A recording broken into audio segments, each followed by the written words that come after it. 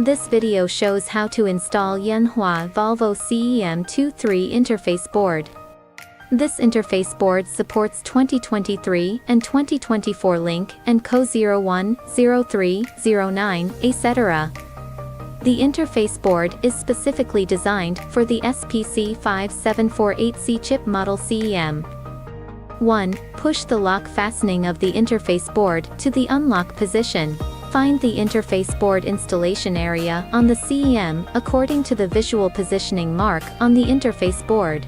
2. Align the interface board with the CEM socket and align with the two positioning holes. 3. Press the interface board downward with your fingers. Push the PCB lock buckle to the locked position to lock the interface board on the instrument. Yanhua Volvo CEM interface board has the advantages of compact size, precise pin positioning, easy installation, pin connection is firm and stable, not easy to loosen, and safer data reading and writing. Thank you for watching.